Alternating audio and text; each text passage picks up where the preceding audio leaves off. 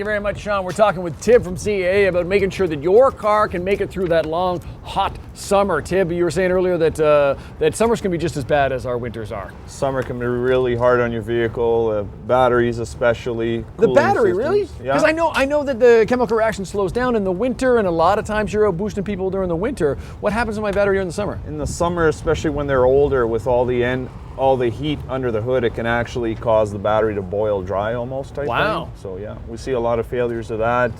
The odd cooling system failures if your antifreeze hasn't been changed the way it should, right, maintenance wise.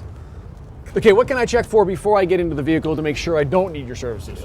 Usually just take some quick visuals and make sure all your levels, you might not know what they are. I was just saying, I don't know what this stuff is, but it's important. Power steering, okay, I know that, but if you don't, you can at least take a peek and see where the levels should be. So if I can hear, Tib, we got a high, we got a low, max and a low. Yeah, so as long as it's in between there, you should be all right. Okay. On the other side there's radiator coolant. I know this one. This is radiator coolant. Yeah. Not all vehicles are labeled, but if you're in doubt, give us a call. We always have a mechanic on the road. We can take a peek for you. Okay. Or phone your garage or your dealer, and they'll certainly let you know what you got to do. Always a great way to do get an inspection before you go on that long car ride. Okay, you talked about heat. How can I make sure that my car is being as cool as it needs to be when I'm driving? Coolant is the important part, yeah. That stuff's going to go through. Yeah. Now, do I need something different when I'm summer, when I'm winter, like no, I do with oil? it's always the same. It's just important that it's changed during the maintenance schedule, that it's kept up. Because as it gets older, it's not as effective trying to keep your engine cool.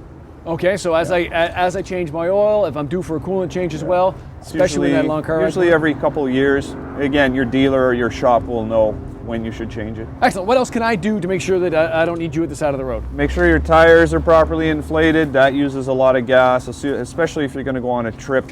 Low tire can actually cause more heat in the tire, and you can have a blowout quicker. Okay.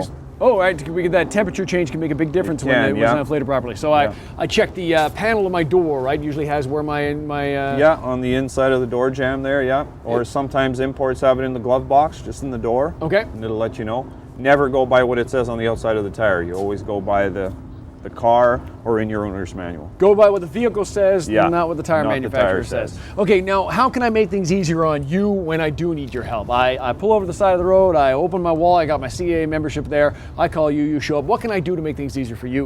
Lift your hood if you want. We can see you easier. That's a good tip. Best way to know which car ain't working, the one that's got the hood sticking up. That's right. What else can I do when you guys show up to make things easier for you? Or you can wave like some people do.